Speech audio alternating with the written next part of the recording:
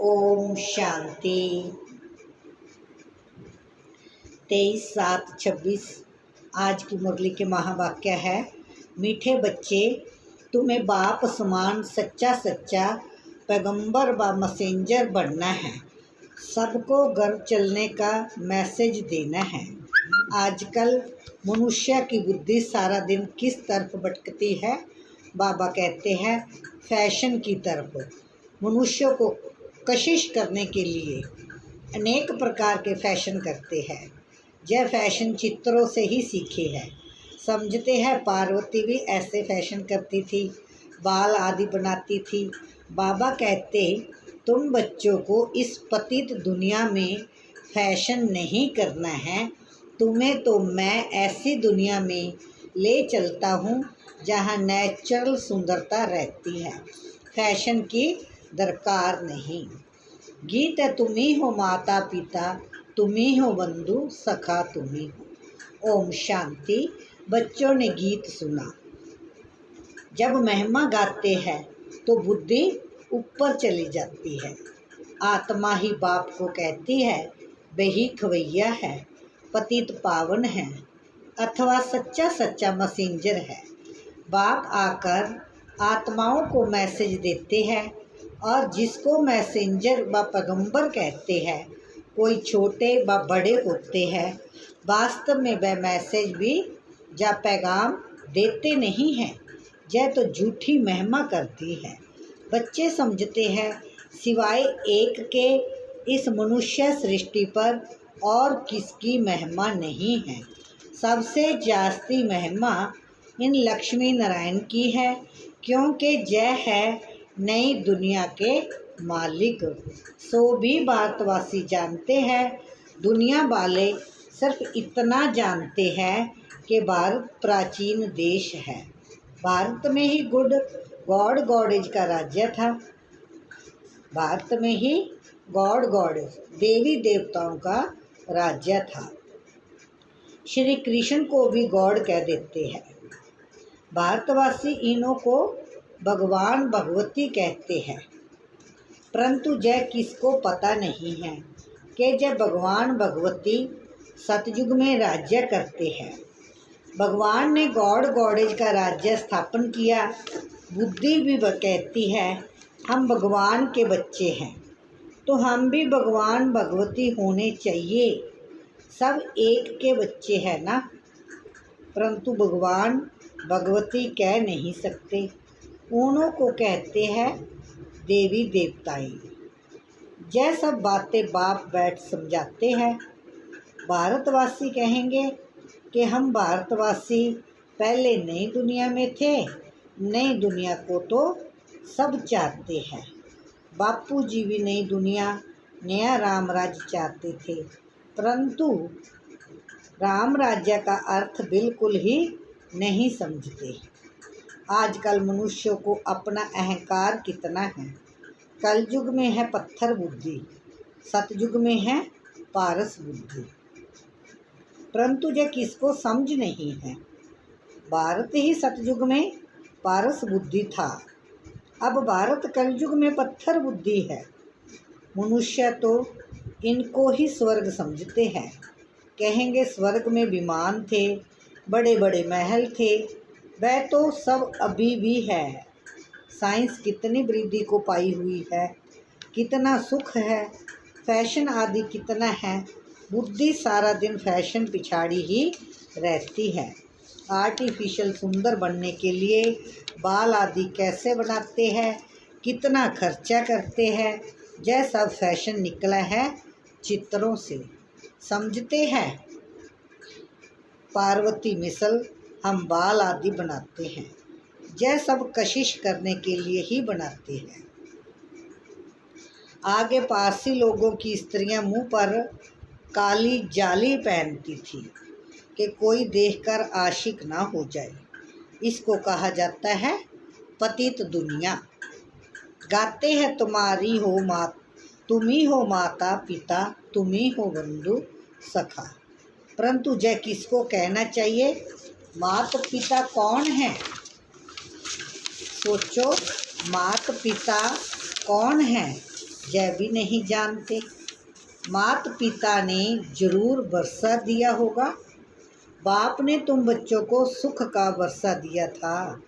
कहते भी है बाबा, हम तो आप बिगर और किसी से नहीं सुनेंगे।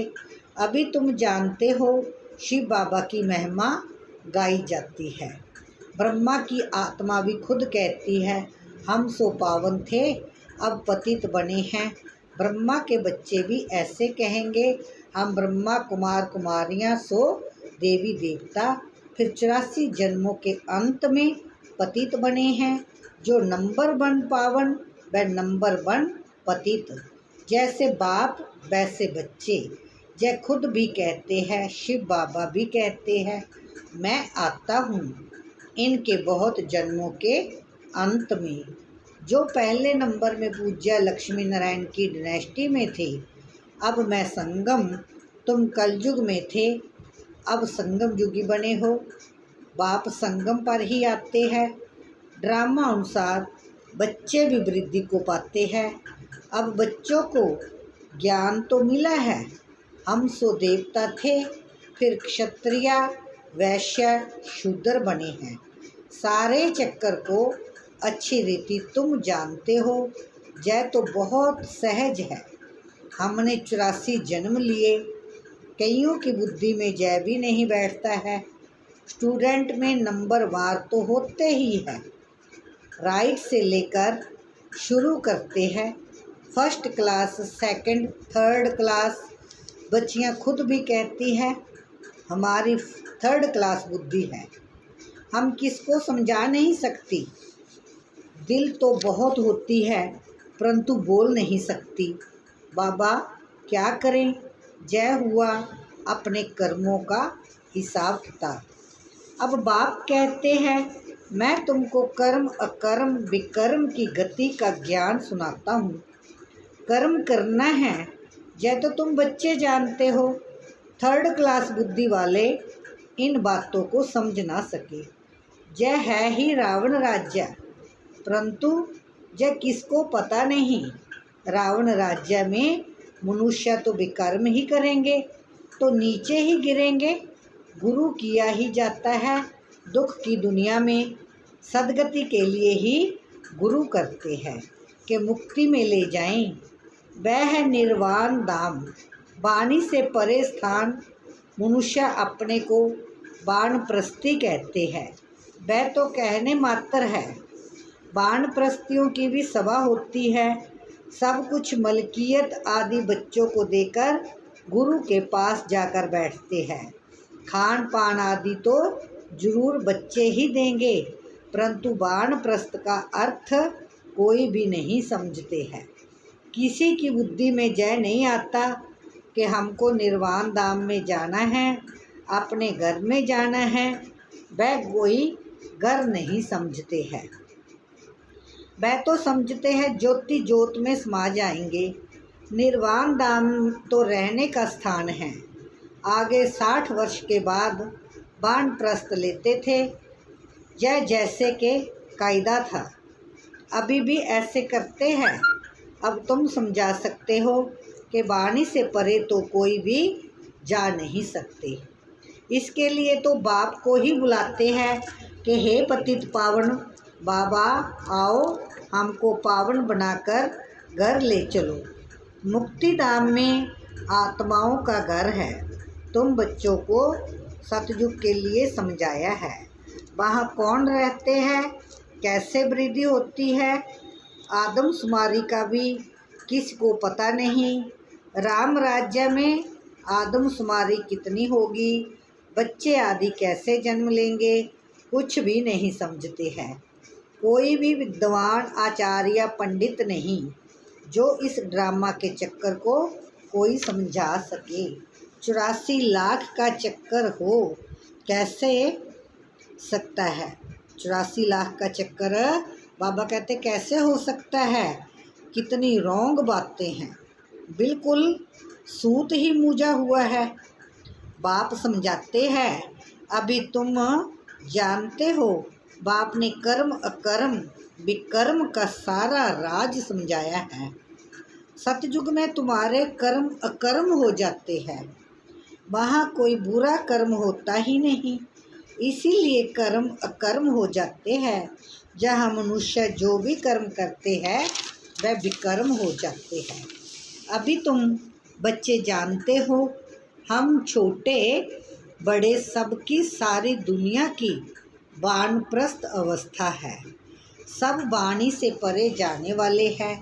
कहते हैं, हे पतित पावन आओ, हमको आकर पति से पावन बनाओ। परंतु जब तक पावन नई दुनिया नहीं है, जहाँ पतित दुनिया में पावन तो कोई रह ना सके। जय जो भी पतित दुनिया है सब खत्म हो जानी है। तुम जानते हो, हमको फिर नई दुनिया में जाना है। कैसे जाएंगे? जय सारी नॉलेज है। जय है नई नॉलेज, नई दुनिया, अमर लोक व पावन दुनिया के लिए। तुम अभी संगम पर बैठे हो। जय भी जानते हो, दूसरे जो भी मनुष्य है ब्राह्मण नहीं हैं, वह कलयुग में हैं। हम सब संगम पर हैं, जा रहे हैं सतयुग में।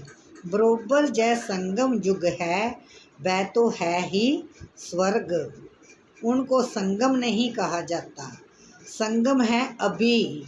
जय संगम युग सबसे छोटा है, इसको लीप युग कहा जाता है, जिसमें मनुष्य पाप आत्मा से धर्म आत्मा बनते हैं, इसीलिए इसको धर्माऊ युग कहा जाता है। कलयुग में सभी मनुष्य अधर्मी हैं, वहाँ तो सभी धर्मात्मा होते हैं। भक्ति मार्ग का कितना बड़ा प्रभाव है। ऐसी पत्थर की मूर्तियाँ बनाते हैं जो देखने से ही दिल खुश हो जाए। वह है पत्थर पूजा। शिव के मंदिर में कितना दूर दूर जाते हैं पूजा के लिए। शिव का चित्र तो घर में भी रख सकते हैं, फिर इतना दूर दूर क्यों भटकना चाहिए? यह ज्ञान अब बुद्धि में आया है। अब तुम्हारी आँख खुली है, बुद्धि के कपाट खुले हैं। बाप ने नॉलेज दी है। परम पिता परमात्मा इस मनुष्य सृष्टि का बीज रूप है, ज्ञान का सागर है, नॉलेजफुल है। आत्मा भी वह नॉलेज धारण करती है। आत्मा ही प्रेसिडेंट आदि बनती है। मनुष्य तो देह अभिमानी होने के कारण देह की ही महिमा करते रहते हैं। अभी तुम समझते हो, आत्मा ही सब कुछ करती है। तुम आत्मा 84 जन्मों का चक्कर ले रहे हैं। तुम आत्मा 84 जन्मों का चक्कर लगाए बिल्कुल ही दुर्गति को पाई हुई है। अभी हम आत्मा ने बाप को पहचाना है, बाप से वर्षा ले रहे हैं। आत्मा को शरीर तो जरूर धारण करना पड़े। शरीर बिगर आत्माएं कैसे बोले, कैसे सुने? बाप कहते हैं, मैं निराकार हूँ, मैं भी शरीर का आधार लेता हूँ। नाम बाबा का क्या है? शिव। बाबा कहते हैं, मैं शरीर का आधार लेता हूँ। तुम जानते हो, शिव बाबा इस ब्रह्मा तन से हमको सुनाते हैं। यह बातें तुम ब्रह्मा कुमार कुमारियाँ ही समझते हो। तुमको अब ज्ञान मिला है ब्रह्मा द्वारा। आदि सनातन देवी देवता धर्म की स्थापना होती है, वही बाप राजयोग सिखा रहे हैं। इसमें मूझने की बात ही नहीं।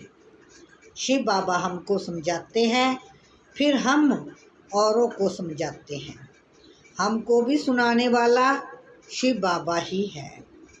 अभी तुम कहेंगे, हम पति से पावन बन रहे हैं। बाप समझाते हैं, जय है ही पतित दुनिया।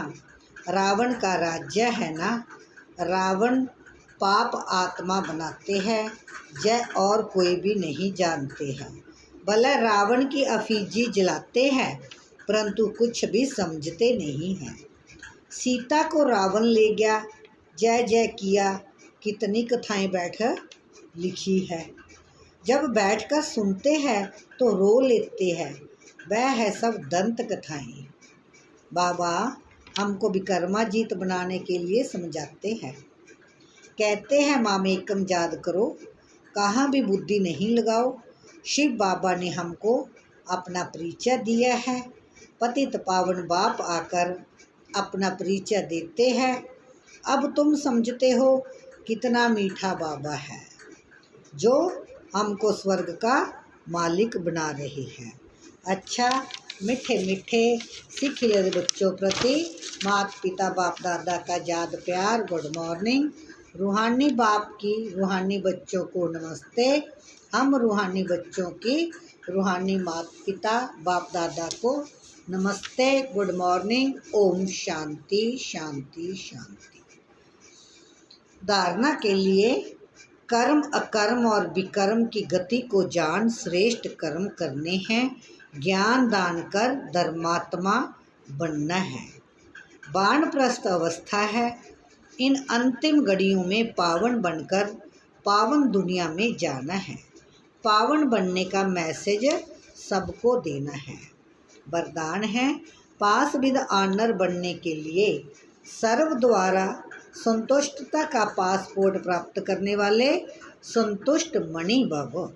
जो बच्चे अपने आप से, अपने पुरुषार्थ व सर्विस से ब्राह्मण परिवार के संपर्क में सदा संतुष्ट रहते हैं, उन्हें ही संतुष्ट मणि कहा जाता है। सर्व आत्माओं के संपर्क में अपने को संतुष्टता रखना व सर्व को संतुष्ट करना, इसमें जो विजयी बनते हैं वे ही बीजामाला में आते हैं। पास विद ऑनर बनने के लिए सर्व द्वारा संतुष्टता का पासपोर्ट मिलना चाहिए। यह पासपोर्ट लेने के सिर्फ सहन करने बस समाने की शक्ति धारण करो। स्लोगन है, रहम दिल बन सेवा द्वारा निराश और थकी हुई आत्माओं को सहारा दो। ये व्यक्ति इशारा है, ज्वाला स्वरूप स्थिति में रह शक्तिशाली याद का अनुभव करो। पावरफुल याद के लिए सच्चे दिल का प्यार चाहिए। सच्ची दिल वाले सेकंड में बिंदु स्वरूप बाप को याद कर सकते हैं। सच्चे दिल वाले सच्चे साहिब को राजी करने के कारण बाप की विशेष दुआएं प्राप्त करते हैं, जिससे सहज ही एक संकल्प में स्थित हो ज्वाला रूप की याद का अनुभव कर सकते हैं। पावरफुल वाइब्रेशन फैला सकते हैं। सच्चाई की शक्ति के कारण दिमाग भी समय पर युक्ति युक्त यथार्थ कार्य कराता है। कोई भी उल्टा कार्य हो नहीं सकता। अच्छा, ओम शांति ओम शांति। थैंक यू बाबा, शुक्रिया शुक्रिया। आपके लिए जो फुल मुरली भेज रही हूँ, इसके साथ साथ छोटी छोटी 2 मुरलियाँ भी भेजती हूँ, जिसमें खाली बाबा का सार होता है या एक मुरली में बाबा का वरदान ही होता है, ताकि जब भी समय मिले बाबा का वरदान सुन लो। ज़्यादा लंबा समय नहीं होता तो शॉर्ट में 2-3 बार वरदान सुन लो, सार सुन लो, तो आत्मा के अंदर ताकत आती है। ये मुरली बनाने का मेरा लक्ष्य ही यही है, सभी आत्माएं तक जे बाबा के महावाक्य पहुंच जाएं, सभी बार बार पढ़ें, अपनी आत्मा को शक्तिशाली बनाएं। थैंक यू बाबा, शुक्रिया शुक्रिया शुक्रिया। ओम शांति ओम शांति।